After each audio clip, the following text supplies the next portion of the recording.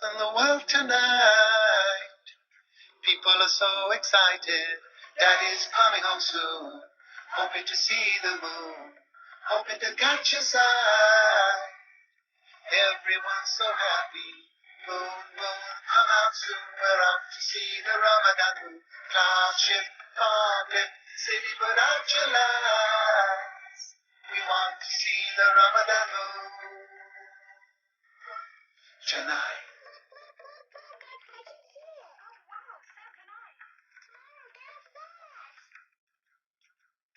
Now Ramadan has started and the moon has just been sighted. Tomorrow we all fast. Every Muslim asks, now Isha time is here and it's time to leave for prayer. The Imam is in the mosque, the Quran is in his heart. Moon, moon, come out soon, we're off to see the Ramadan moon. Cloud shift, public city, put out your lights. We want to see the Ramadan tonight. Ooh, Ramadan.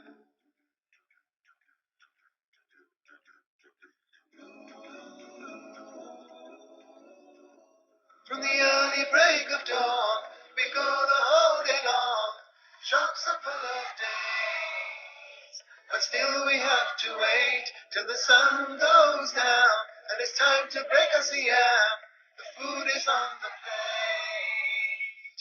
Ooh, it tastes so good. Moon, moon, come out soon. We're off to see the Ramadan moon. Round ship, market, city, but out your mind. We want to see the Ramadan moon tonight.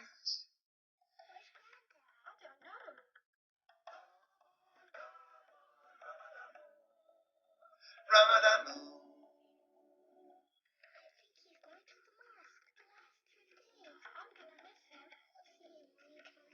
Now Grandad's in itikaf, only 10 days are left. He's praying every night, dressed all in white, hands held high, with tears in his eye, asking for forgiveness and paradise. Moon, moon, come out soon, we're off to see the Ramadan moon.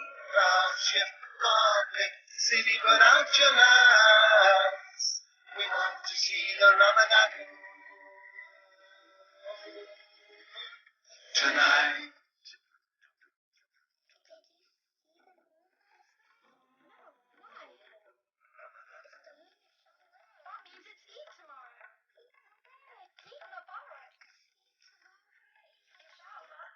Now it's time again for Eid. Ramadan ran with speed, like an old friend.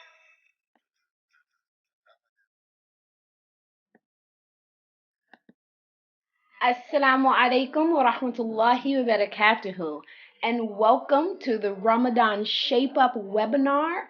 I'm excited. I started off with just a little bit of inspiration, one of my favorite songs by Yusuf Islam, and I play it in my house when it's about time for Ramadan because the kids love it and I love it, and it gets us a little excited that we're getting ready to have a wonderful month, inshallah. My name is Sister Mubarakah Ibrahim, and I am your host for this evening. I also played it so I can give people enough time to log on. I have to tell you that I made a little faux pas. I had about 250 people signed up without being aware that there is a max of 101 on this call. So if you are logged on now, alhamdulillah, I am glad you made it. We're going to jump right in. I had a kind of a long introduction, but I'm not, because I have so much information to share with you. I just want to jump in. If you're not familiar with who I am and what I do, please feel free to go to fitmuslimah.com, look me up on Facebook, or email me and I can answer any questions that you might have. So we are getting ready to go into Ramadan, and this is a pre-Ramadan webinar. I'm glad you were able to join me. Again, my name is Sister Mubarakah. I am a personal trainer and a health coach, and that's what I do. Very quickly, I won't show you a little video thing about myself. Oops, nope, don't want to show you that. I'm going to go to my next slide. There we go. So I am the founder of the Fit Muslimah Summit, which you are invited to and will get a special discount just for logging on to this call because I know you are proactive about your health and your family's health. So I invite you to join me on July 14th and 15th in New Haven, Connecticut. We have a wonderful event planned with elite Muslim athletes, health and fitness professionals, yoga, swimming, core training, and it is for the whole family. So the husband, the kids, everyone can come and have a good time, inshallah. So we are going to talk about Ramadan. So this is a preview of what we're going to talk about. We're going to just talk a little bit about Ramadan just for the sake of clarification. For some people who may be on, I got a lot of questions from new shahadas over on Facebook. And so I want to make sure that I just don't jump into the practical part of it, but we also talk a little bit about the spiritual part of it. Very little bit, because you can get more information about the importance of the spirituality of Ramadan from many people who are much more knowledgeable than I. I am not a sheikha by any means. I am a striving Muslimah, trying to live Islam according to the Quran and Sunnah and learn and live my deen that way. But by no means am I a sheikha, so I cannot give fatwa or give explanation of fiqh on Ramadan. So inshallah, I invite you to go and research other shuyukh that can help you with those questions. We're going to talk about the three things that I am most concerned about during this Ramadan. And the first one is going to be hydration, our nutrition, and exercise. What do you do if you are exercising now, for example, when the days are very long and hot? So Ramadan is one of the months in the Islamic calendar which has significance in Islam because it is the month where we are commanded to fast. Allah says in the Quran, "O ye who believe, fasting is prescribed to you." So it is a commandment that is given. It is one of the 5 pillars of Islam, those 5 things that every adult sane Muslim must do. The Prophet Muhammad sallallahu alaihi wasallam said that he was informed by the angel Jibril, may Allah be pleased with him and give blessings on him. Fasting is for me, and I have the best right to give recompense for it. So not only are we commanded to fast, but out of the mercy of Allah, that when we obey that command, that the reward comes directly from Allah himself. Allah has said every action of the son of Adam is given manifold reward. Each good deed receiving 10 times its like, up to 700 times, except for fasting. For it is for me, and I will give recompense for it. He leaves off his desires and his food for me. For the fasting person, there are 2 times of joy: a time when he breaks his fast, and a time of joy when he meets his Lord. And the smell coming from the mouth of a fasting person is better with Allah than the smell of musk. This is a hadith related in Bukhari. Alhamdulillah, this is a wonderful hadith, and it just says it all. So fasting is obligatory, again, on every sane Muslim adult. And adulthood in Islam begins in puberty. So we're not talking about 21 and over. We're talking about puberty and older. It is an obligation, which means you have to do it.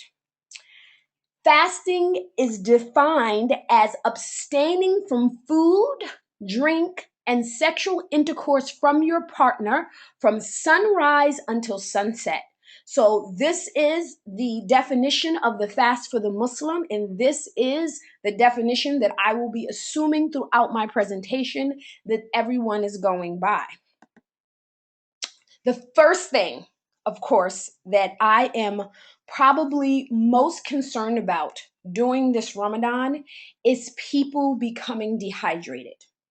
And I'm going to tell you why. Before I jump into that, let me say this. When we talk about the practical issues pertaining to the fast this year, because here in the United States and around the world, in many countries, it is going to be in the summertime for the first time in over 3 decades. Alhamdulillah, I was born and raised Muslim in America. I am 36 years old. I have never fasted in July until last year in my entire life. So it took 36 years for us to have this experience. So if you've been Muslim more than 36 years, alhamdulillah that you've made it this far and you've experienced this before. But for many of us, this is a first time. Not only will we be fasting in the middle of the summer, but we will also be fasting very long hot days. Some of the days we will be fasting 16 straight hours. That's 16 hours with no food and no drink at all. That is a very long fast by any definition. That means you only have 8 hours to get in your sleep, all of your food and nutrition for your day, as well as all of the ibadah that is the sunnahs of the month. So, this is really important that we focus on hydration because, as our little kitty shows us, dehydration sucks. And we're going to talk a little bit about dehydration. What are some of the signs or symptoms? I'm going to go through that really quickly because I want to get to how to stay hydrated. And I think that that's really important. But we have to be conscious for ourselves, for our children, and for one another that we are aware of the signs of dehydration because we do not want the effects of dehydration. They can be very dangerous. First, let's talk about a little bit about the purpose of water, because as we talk about dehydration and the effects of dehydration and how we know those symptoms, it's important it's for you to understand the importance of water. Water makes up 75% of your brain. So if 75% of your brain is water and you become dehydrated, you can imagine that one of those signs is your brain is not going to function on its full capacity. Water makes up 83% of your blood because it is the car that drives the nutrients through your body. So it helps carry nutrients and oxygen to your cells. This is one of the purposes of the water in our body and why we should stay hydrated so that even if you're eating healthy, it will get to every part of your body that it needs to. Water also composes 22% of your bones and 75% of your muscles. So when you're dehydrated, one of the things that you'll start feeling muscle soreness, and you're thinking to yourself, "Wow, I haven't done a really hard workout this Ramadan. Why is my muscle so sore?" Or "I haven't been doing anything much. My muscles are really sore." That is a sign of dehydration. Water also cushions your joints. So this is particularly important for people with joint issues like arthritis. Staying hydrated is really going to help. It's going to help the joints move easier. It also regulates your body temperature. That's important because we'll talk about later that one of the signs of severe dehydration is you actually don't sweat, because the purpose of sweat is to cool our body off. So it uses water to do that. When you don't have enough water inside, it cannot produce sweat to cool you off and your temperature gets too high. So we really want to be aware of all of these things in the purpose of water. If you are not right now, you should be drinking half your body weight in ounces of water every single day. That means if you weigh 150 pounds, you should be drinking 75 ounces of water a day. And that does not include the extra water you need to drink if you drink coffee. If you drink 16 ounces of coffee, you should double that in water because coffee has caffeine, which actually is a diuretic and it takes water from your body. So you want to make sure that you drink twice as much of the caffeinated drink when you drink that throughout the day. So some of the signs of dehydration is if you have dry mouth, if you're thirsty. First sign, of course, we know if you feel thirsty, then you're obviously dehydrated. Your body is telling you that you need some water. So thirst is one of it. For children, particularly, and for older adults, being sleepier or tired more than normal. So, not just I want to lay down and take a nap, but they're just extremely lethargic. You decrease your urine output. Obviously, for babies, that would mean no wet diapers. For older children, it would mean 8 hours or more without going to the bathroom. You think of all of the things that produce water or liquid for your body, those are the things that decrease. So you won't cry. You cry, but with no tears. You have dry skin. You may get a headache, being constipated, because remember, water moves the waste out our system as well. Feeling dizzy and lightheadedness. These are signs to mild to moderate dehydration. Doesn't mean if you're having one of them that you're dehydrated. Of course, the symptoms can go with other illnesses as well. But if you're having 3 or 4 of these symptoms, then you need to reflect on whether or not you're dehydrated. Severe dehydration, when you have extreme thirst, or if for kids, say if your 10-year-old is fasting or your 13-year-old is fasting, they're extremely irritable, and they're being confused is a sign of dehydration. And this is really important as we interact with one another during Ramadan. If you're talking to another Muslim and you find that their sentences are becoming incoherent or they're having a hard time keeping their train of thought, you want to begin to bring it to their attention that how are you feeling? Do you feel foggy? Are you think you might be dehydrated a little, so that they can be aware of it, because sometimes we can just go throughout our day without being conscious of it until someone else brings it to our attention. Lack of sweating, little or no urination, having sunken eyes, shriveled and dry skin that lacks elasticity. As you can see from the picture here, a sign from that your skin shows that you're dehydrated is that you pinch it, and if you see from the second one, the skin does not go down. So you can still see that mark for a couple of minutes. That's a sign of you being dehydrated, because the skin itself needs hydration as well. Some of the signs of severe dehydration that you also want to be aware of is your blood pressure dropping, your heart rate going up, you having really rapid breathing. In severe cases, you can become unconscious, you can faint, and of course, in the most severe case, dehydration can result in seizures and death. What are the things that you need to do? You need to seek immediate medical attention for if you have diarrhea. If your kids are having diarrhea for 3 or more days, that is a sign that they can become even more dehydrated. They begin to vomit, can't keep fluids down, disoriented. All of these signs are signs that you need to get medical attention immediately, or get medical attention for that person immediately. So one of the ways that we can avoid dehydration, so now we're going to go into the practicality of it. How do we be preemptive? How do we become proactive to make sure that we have a healthy Ramadan? One of those things is to include foods that are high in water content. Leafy greens. Leafy greens to me are like powerhouse foods. I love them. Not only just because they're high in water content and they're excellent for a Ramadan food, but they're so high in nutrients and they're low in calories. So you can pair them with lots of different things and just get such a great benefit from having antioxidants and cancer fighting benefits, and having all the nutrients and the vitamins and the minerals and the phytochemicals, all of those things, the iron and the fiber. It has so many nutrients. But you want to go for the dark leafy greens like kale and spinach and mustard greens, things that are rich in color. Because remember, the wonderful things about fruits and vegetables is that the more color that's in the food, the more nutrients that's in it. So when you're going for something that's nutrient dense, and we'll talk a little bit about why we want nutrient dense foods, you're going to make sure you go for color. I want something that's really dark. So here's an example.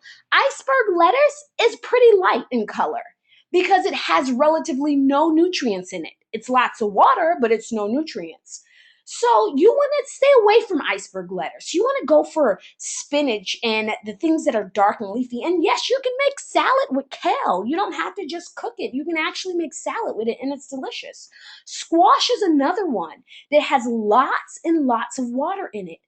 97 to 94%. Zucchini, butternut squash. Even though it's summer and they say the squash is a winter food, it's Ramadan. I want you to use the foods that are going to give you the most nutrient benefits. Don't worry about seasonal foods. For me, that's my opinion. For in Ramadan, you don't worry about seasonal foods. I want you to get the things that's going to give you the most nutrients. Another food is eggplants, 92% water. That deep purple color, remember we just said the deeper the color, the more vitamins is in it. Strawberries, that's a relief because I love strawberries. And it has 91% water in it. And of course, you have all of those benefits of berries. Vitamin B, the phosphorus, the calcium, the fiber, the iron, all of that is in delicious red, sweet, and juicy strawberries. So remember, try to have foods that are high in water content. You want to avoid things that are going to take water out of your system. Coffee, and I'll be honest, that is going to be my challenge. We got to go through a detox, people. Everybody that's following me on Ramadan Shape Up, we're going to do this 2 weeks before Ramadan. We're going to get this caffeine detox so that we can get our system ready. But I can't do it until 2 weeks before. I got a busy schedule now. And I need my coffee. But so chai it's actually has caffeine in it. So those caffeinated teas, the sodas, the juices, even natural fruit juices, not because it dehydrates you, but the sugary drinks, they're kind of empty calories. They don't give you as much nutrients. So I don't want you to drink so much of that. I want you to make sure that you're getting the best nutrients that you can. And then if you have space to have something that you like, cranberry juice or orange juice, just a little bit if you have space. But I want you to make sure that you are getting pure, unadulterated water. Nothing is going to hydrate you the way water is. So remember, caffeinated drinks, things with caffeine, when you are already dehydrated, which you will get dehydrated in Ramadan, it's probably nearly impossible that at some point that you will not get dehydrated, at least slightly. You want to avoid, even if it has a little bit of caffeine in it, we want to try to avoid it a little bit. We want to, because it's going to take more water out of our system, and we're already struggling getting our water in that 8-hour period. So we want to have the preferred hydration. The preferred hydration is natural, pure, unadulterated water. Your body uses it best without having to filter anything. And in Ramadan, I break my rule about sports drinks. Generally, I tell people that you do not need sports drinks like Gatorade and Powerade unless you're going on a 4-hour hike. Most people do not exercise hard enough or sweat enough that they need to replenish their electrolytes after a 1-hour workout, even if you come to one of my boot camp classes, which can be pretty intense, but you still don't need to replace with electrolytes. However, if you're going an entire day without eating or drinking anything, and I'm particularly want to bring this to the attention of hijabis. We cover up, it's summertime, we do sweat probably a little bit more than other people do. So you have a little bit more dehydration than someone who may not necessarily have so much clothes on in the summertime. Let's be honest, we do get hot, but that's okay. We're willing to accept that for the sake of Allah. But I want you to be aware of it. I want you to be honest with yourself and be practical and say, okay, we're sweating more. And that's okay because we can replenish. If you have excessive sweating, if you find that you feel like you are really dehydrated, that it's going from moderate to inching up there a little bit, you want to keep some sports drinks on tap. The reason is because one of the things that leaves our body when we're sweating is what? When you sweat and you taste sweat, it is salty. We lose our sodium. So electrolytes is a ratio of sodium and potassium. And here is the answer to my email. Why you don't want to use coconut water instead of sports drinks.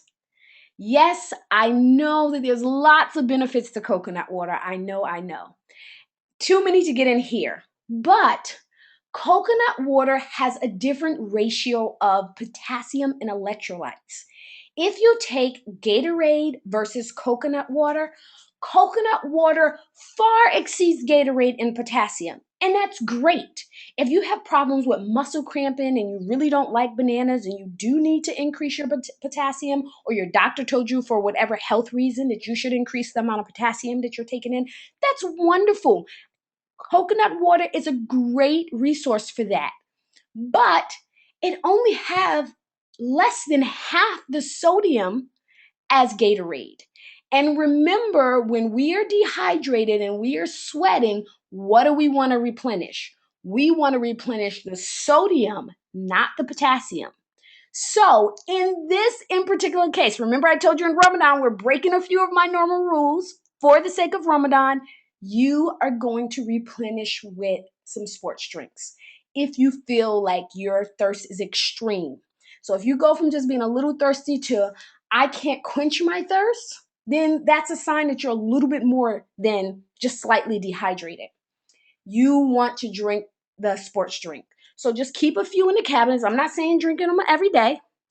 I'm not saying breaking your fast with sports drinks. So let's use it for the purpose that it can be used for. So not just in general. I don't want you to replace your soda with Gatorade. Not necessary. But I want you to be aware of that and be really conscious and observant of your kids and whether or not they may need that as well. So here is a sample of how you can get water in. Because when I tell people, okay, at 140 pounds, you need to drink 70 ounces of water, the first response I get is like, oh my gosh, how am I going to fit that amount of water in throughout the day? The 64 ounces of water is really not what everyone should be drinking. It should be according to your body weight. So I know people in your mind, we have this brainwashing that they did to us that says everybody should drink 8-ounce glasses of water each day. Baloney. No research shows that that's what every single person should drink. And practically, it does not make sense. A person who's 300 pounds obviously eats more calories than somebody that's 150 pounds. They burn more fat and calories when they're doing any movement than somebody who's 150 pounds. So if everything that they're doing is more, then how could they function off the exact same amount of water as somebody that's 150 pounds? So that's just the practicality of it. But here's a great way for you to get the water in. And I'm going to give you a really great tip that I discovered last year with some research, and I thought it worked excellent. Our body actually only has the ability to absorb 10 ounces of water every 20 minutes. 8 to 10 ounces. So if you sit down and you drink a 21 ounce bottle of water, your body is going to use 10 ounces of that, and then it's going to expel of the other 11. That's why you have to go to the bathroom so much when you're drinking a lot of water. But if you can break down your water intake to about every 20 to 30 minutes, it will be much more beneficial, because you will actually absorb and use the water for all of those things that we talked about in the first slide, your muscles and your bones and your brain. Your body will actually use it. And that is what we want. So here's a sample day of, say, iftar is at 8:15. You break fast 8:15 with water, which is the sunnah. So here, not only are you getting the benefits, but you're also practicing the sunnah. You drink 10 ounces before you pray Maghrib. Then, by the time you finish making wudu, getting the family together, or get into the masjid, about 20 minutes is going to pass anyway, 20, 30 minutes. And then when you eat, you just drink another 10 ounces with your meal. And then about 20 minutes later, it's about time to make Isha, right? About 20 minutes, an hour later, you're gonna pray Isha and you're gonna drink a little bit more water. So this 8:40 to 10 p.m., we got about an hour and 20 minutes in between you. That's great. You got time for your meal to digest, it to start going through your system. You have a little bit more space in your inside of your stomach, and you drink 10 more ounces of water. 10:30, it's time for Taraweeh. You're bringing your water bottle with you. When I go around to different masjids, which inshallah I hope to visit a few during Ramadan, just popping in, I want to see lots of water bottles all over the place. That's the only conversation that I should see people having a debate over. Is that your water bottle or mine? So bring your water bottle with you to the masjid. Have it next to you so it doesn't get mixed up with everybody else who's going to have water bottles, right? 10:30, before you pray Taraweeh, just drink 10 ounces. Halfway, it takes about 20, 30 minutes. Well, if you have a really good hafiz, maybe an hour. No, I'm not, and it depends on what juz you're on, right? During the break, halfway through the Taraweeh, that's a perfect time for you to drink another 10 ounces. Then after Taraweeh, when you get home before you go to bed, probably won't be till about 11:30 at night, you're going to drink another 10 ounces. And when you drink, and when you wake up for Zuhur in the morning, right before Fajr come in, you drink another 10 ounces. You have 70 ounces right there that you have gotten in, even though you only had 8 hours to get it in. Perfect. If you just plan it with your prayer, then it will work out ideally for getting your hydration in. Because one of the things I also want you to be conscious of is we like to give it a little bit of space. So I didn't say drink water before your Zuhur and after your Zuhur, because you have to have space for the food, right? Because we have to get our nutrients in. So alhamdulillah, this is a great way for you to get it. Okay, this is a little PSA announcement. I'm going to forewarn you. I'm going to once again invite you to the Fit Muslimah Summit that is going to be here in New Haven, Connecticut, July 14th and 15th. And because I know you on this webinar is proactive about your health, I'm going to give you an additional discount. All you have to go to is fitmuslimah.org/webinar, and you will have a special price of for only 48 hours. So you only have until Saturday to take advantage of this. So inshallah, I hope that you do that. Let's talk a little bit about the things that I want you to supplement with during this Ramadan. So supplementation is really important to me because it's like an insurance policy. That means even if you are a dietitian and you've gotten the chemical breakdown of your blood and you know exactly what nutrients you need and you create a diet that is specific to those nutrients, you are not going to eat perfect every single day. And even if you were that dietitian who got the chemical breakdown of their blood and create a diet that gears towards those specific nutrients, you will not eat like that during Ramadan. I'm very confident in saying that. And so I want everybody to take a multivitamin. It has to be a food-based vitamin. Do not take Centrum. I will go on record by saying that. It is a chemical-based vitamin. They make the vitamins in the lab. The problem with that is that even though when they test it in the lab and it says, this is vitamin A, when it gets in your body says, that's not the vitamin A that I'm used to getting from food. So I don't think I want that. The body recognizes that it does not come from nature. So when you look at a vitamin to buy, I want you to look on the bottle and see if it's food-based. And I want you to get a multivitamin that is geared towards your gender. That is important because we know that women and men needs different nutrients. For example, a woman vitamin will have more iron in it because that is a bigger concern for women since we have monthly menstrual periods. A woman vitamin will also have more vitamin D in it. That has been shown in recent studies to be really important. So it is going to have extra nutrients that is geared towards your gender. So if you have a kid, don't give a kid an adult vitamin. They may not need as much of one thing, or it may be too much of it in it. So make sure you get it towards your age and your gender. Three other things I want you to consider taking. I'm not going to go into detail into all of them, but only the last one. Vitamin B is really great in helping to maintain and improve your energy level. That is going to be really important during Ramadan. So I want you to consider taking a vitamin B complex. Another thing you want to look at is an antioxidant. Antioxidants to me are awesome because not only do they have all the benefits of replenishing your cells from a cellular level, they also helps fight against cancer and the degeneration of the cells. They give you great energy. I mean, like within 20 minutes of taking them. So I want you to get a really good antioxidant to help you with your energy level, because we are in America, many of us, even in other countries that may be a Western country, and we can't adjust our work schedule because we're fasting. So it's a little bit different in Muslim countries because you can get a break, and there's more understanding, more accommodations for fasting. That doesn't happen that often here in the West.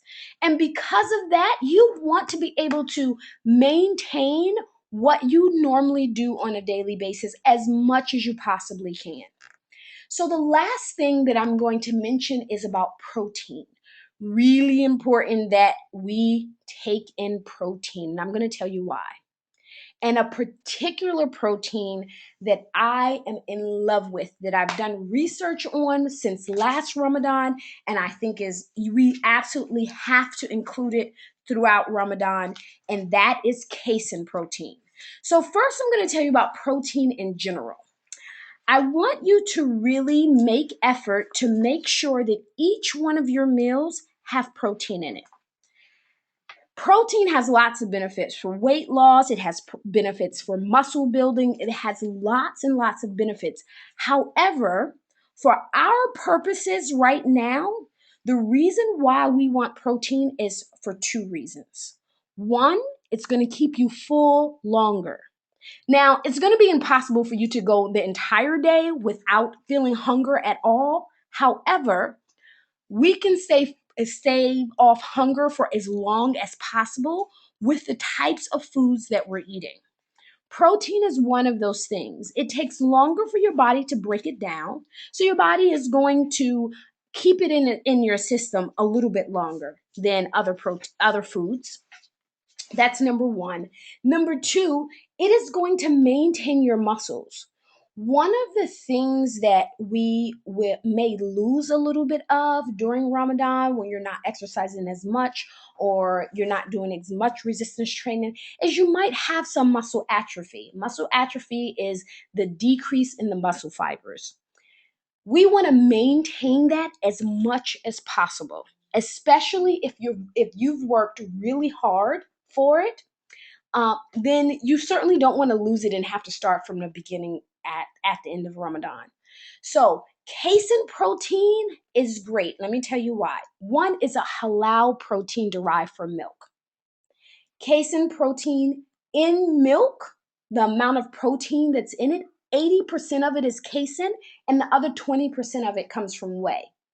It's extracted through ultrafiltration. So it's not extracted using chemicals like whey protein. So you don't have to worry about calling the company, and as I often do with whey protein companies, and say, excuse me, is your whey coagulated with chemicals or with animal enzymes? Which is a question you may have to ask sometimes with whey protein, but casein protein, no need to ask it because it's extracted through ultrafiltration.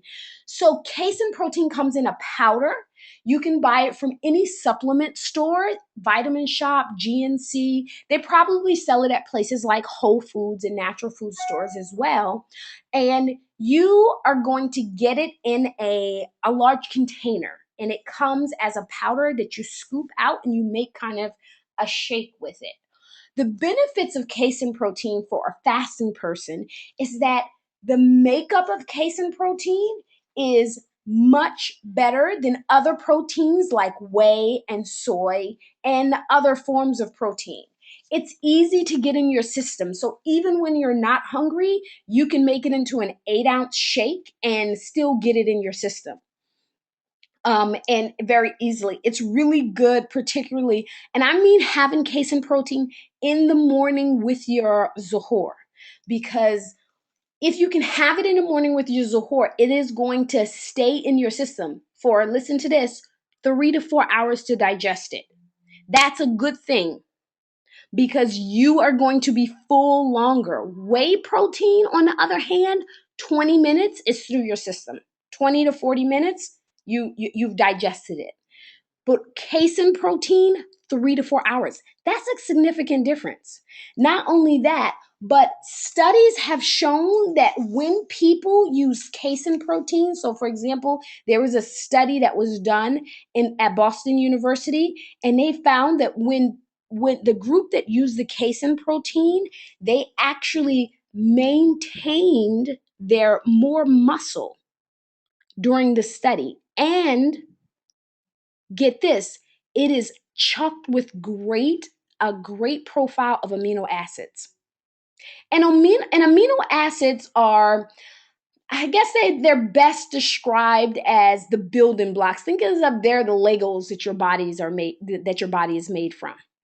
They do things like they induce normal sleep and help reduce anxiety and depression. One of the most popular amino acids, tryptophan, for example.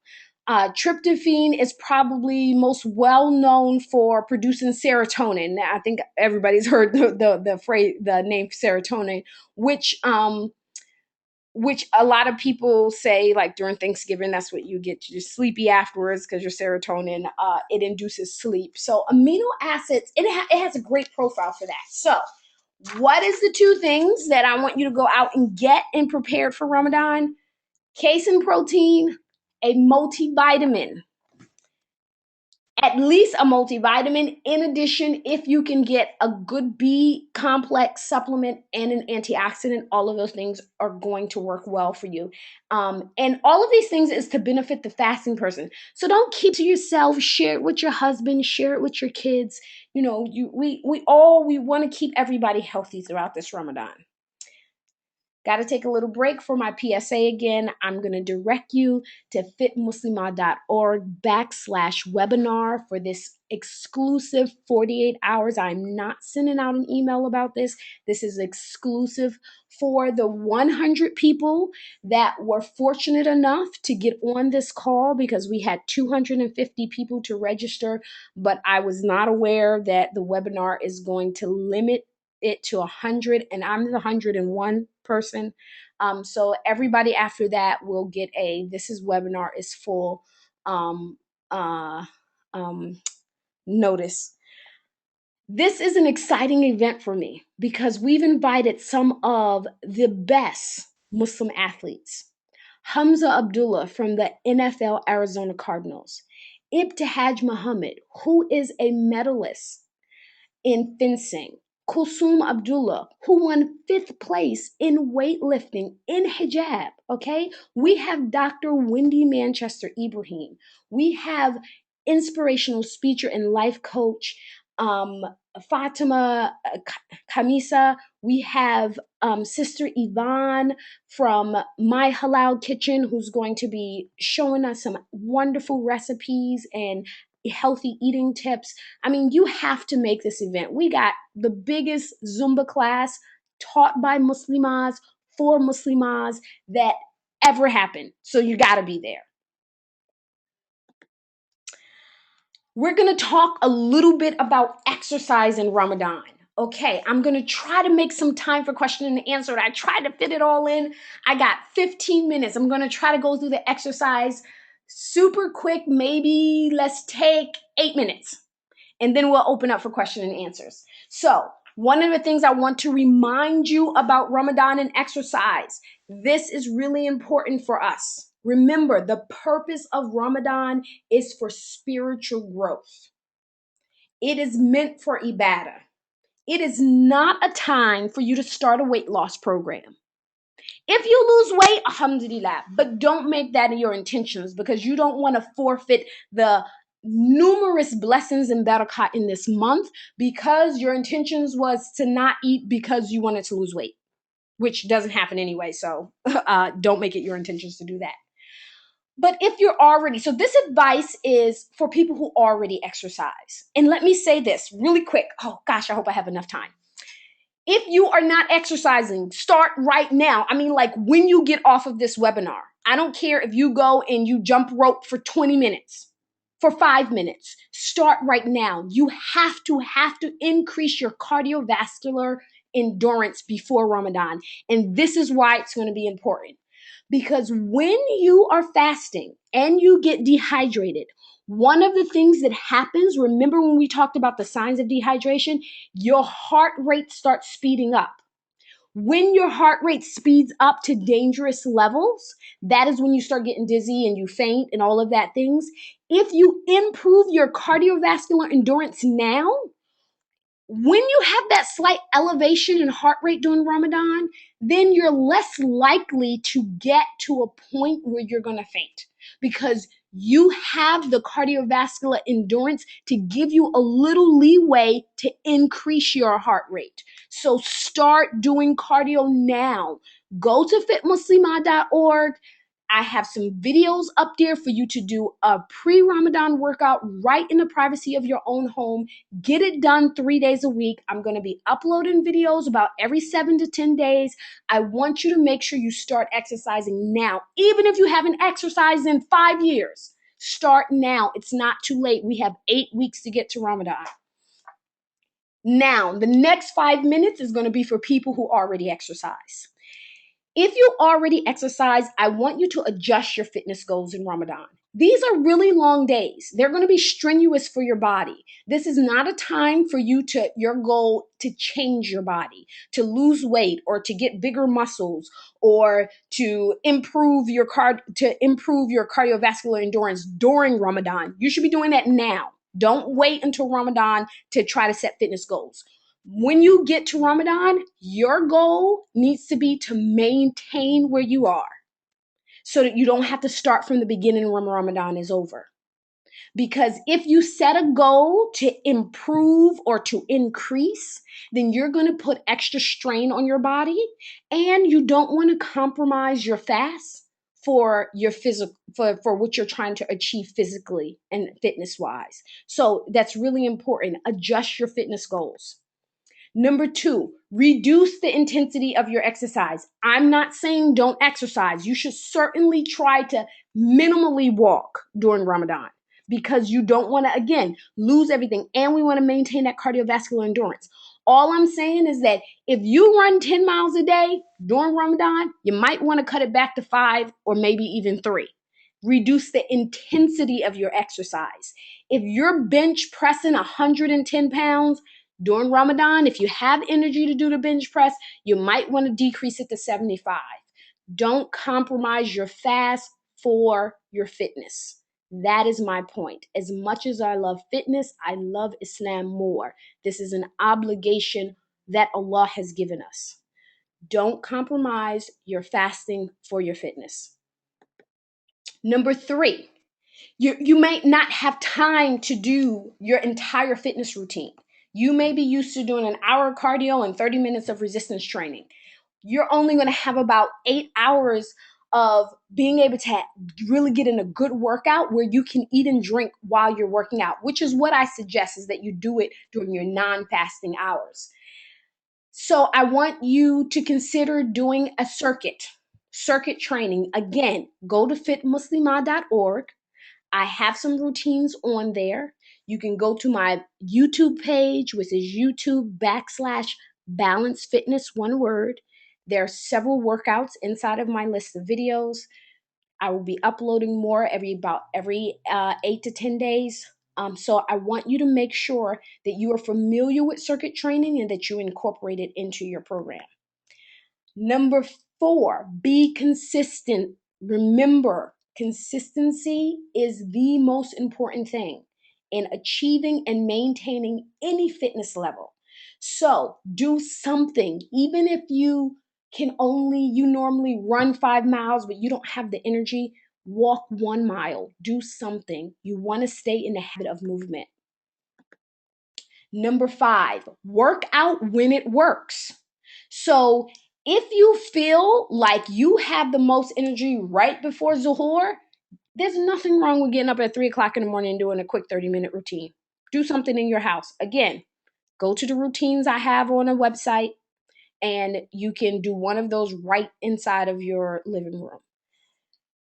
Do it when it works for you physically, not necessarily when it's convenient for you. So the kids may be sleeping and taking a nap at 2 o'clock in the afternoon, but that may not be the best time for you to exercise energy-wise. You need to listen to your body during this month. I'm very, very adamant that as Muslims, especially fit Muslims who are concerned about our physical fitness, don't compromise the fast for your fitness. That is the lesson that you take away from this evening. And I want to thank you once again for joining me on this webinar. We have about 7 minutes for question and answers. So if you look to probably your right, there should be a chat there, and you can ask me any questions that you might have. I have a few questions. Can you recommend a halal multivitamin for whole families that are affordable? I will send you out an email. I have a couple of recommendations. So inshallah, I will send you out an email, will give you some recommendation. I got to thank you for offering this. Alhamdulillah. I'm glad that you enjoyed it. Anybody else? Let me see if we have any questions. What about watermelon? Yes, watermelon is really high in water. Obviously, it's a watermelon. It is a great food to have during Ramadan. So the foods that I listed are just some of them. You can very easily Google, water content in food and find a whole list. Stick to the foods that are like 80% and more. Try to get as many of those as you can during your day. Someone asks, Layla asks, what about popular drinks like Vimto? I'm not sure what Vimto is. So I would suggest that whatever drink it is, just make sure that it does not have a lot of sugar in it, because you don't want those empty calories of sugar. You want to eat nutrient dense foods. One of the things that I did not mention that you reminded me of is that we want to make sure that you eat your veggies first. Remember, mom used to always say that? Eat your veggies first, because you want to get the nutrient dense. Don't let your kids go straight for the dessert. It's nothing wrong with having a little dessert, but get all of the good nutrients and foods in your body first before you eat the stuff that is not nutrient dense. So that way you're filled up on all of the nutrients that you need. And that's the most important part. Get the necessary things before you have the pleasure things.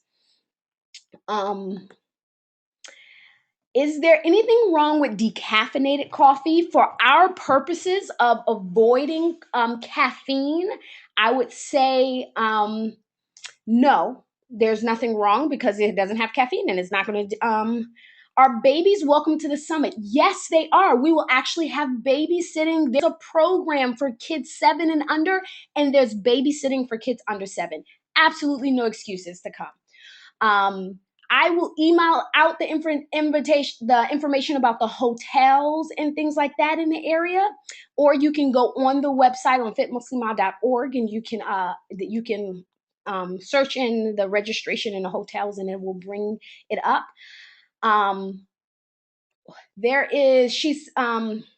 Colleen is suggesting cold raw prenatal. She takes cold raw pre-rated. I like cold raw. So if there you are someplace where they sell cold raw, which is a food-based vitamin, I like that brand. So that's one suggestion that I have. Oh, that was actually a lot for what happens when you're lactose and soy intolerant. I would say if you are lactose intolerant, sometimes people who are lactose intolerant, depending how severe it is, still can have casein whey protein. So if you're not severely lactose intolerant, it may be something that's worth a try. And if you can't, then mashallah. Um, can the vitamin B complex and antioxidant be included in the multivitamin? It can, but I do recommend that you supplement with additional. Um, Somebody else asked if babies are welcome to the summit. Yep, they are. Uh, do you have a recommendation with what to eat and do during your period in Ramadan? Listen to your body. That is the most important thing. One of the things that I do, I'll be honest with you here, a little straight talk, is when I wasn't fasting, I made sure I exercised every single day as much as I could. Because when I was fasting, I had to decrease my intensity of my exercises, what I felt was very significant. So I wanted to make sure that I get as much in. So that is a little benefit that we women have. You can really ramp it up when you're not fasting.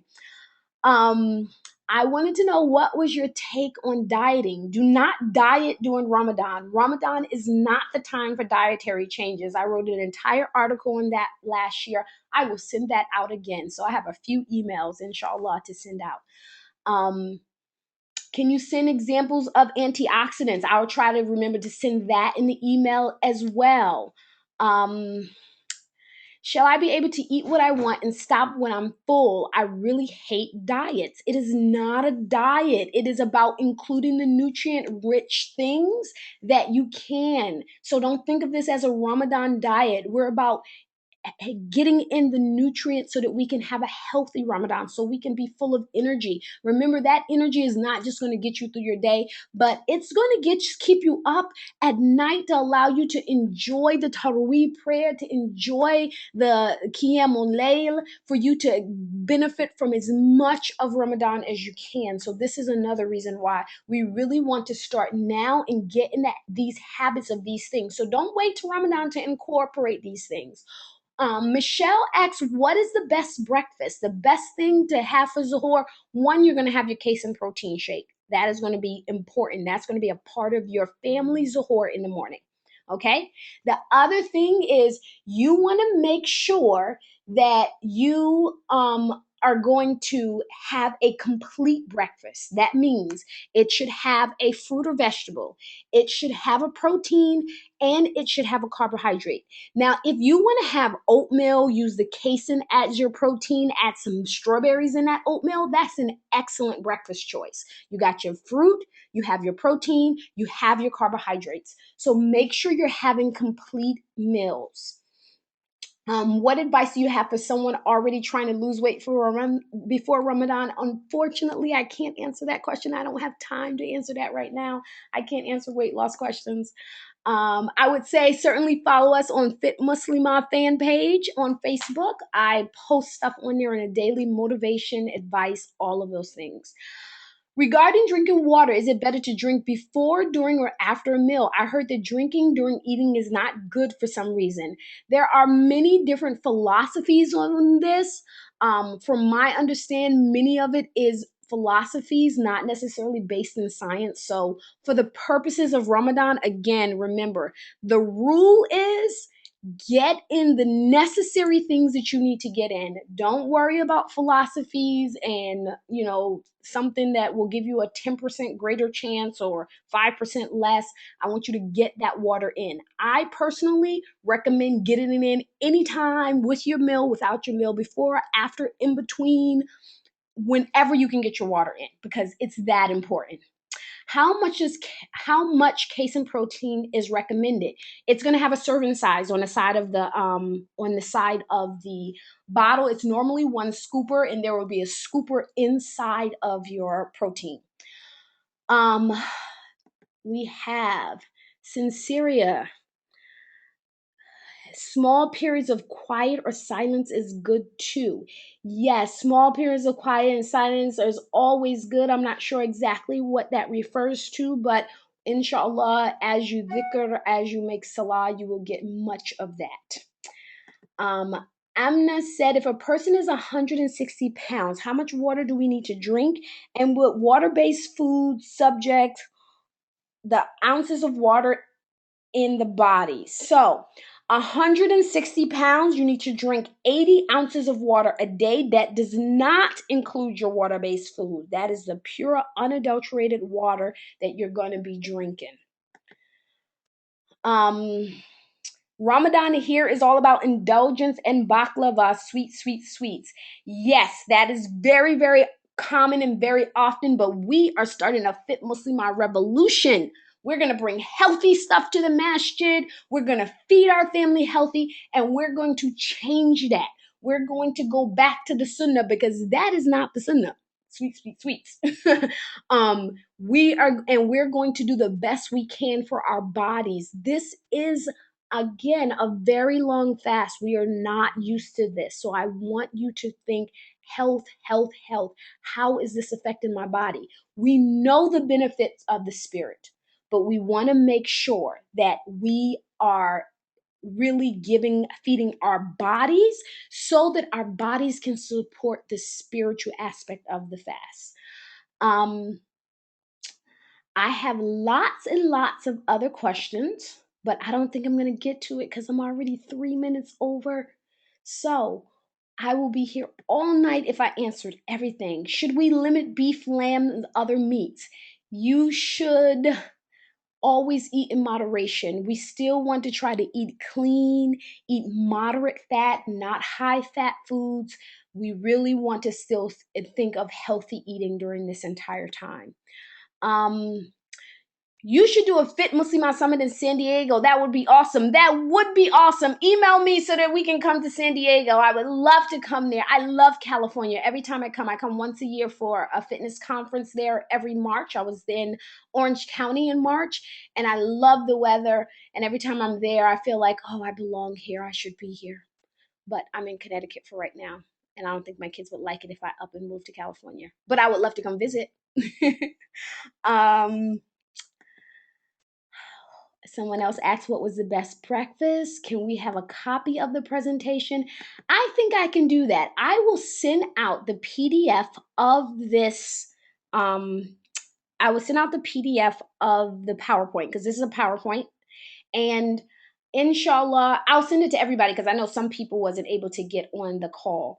So inshallah, we are going to end now because we are a little bit over. I want you to make sure that you get all the benefits. Inshallah, we make dua that you receive benefit. And please make dua for me and my family and for the entire ummah, that everyone stays healthy and safe and get the maximum benefit from this Ramadan. And inshallah, I hope to that you join me in the future.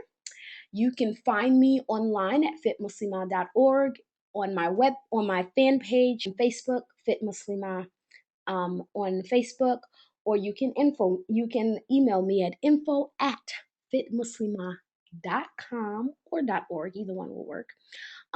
So inshallah, you have a wonderful evening. Continue to follow our Fit Muslimah. Oh, that's telling me that my webinar time is up. Continue to follow us throughout this process of the pre-Ramadan shape up, and have a wonderful evening. Assalamu alaikum wa rahmatullahi wa barakatuhu.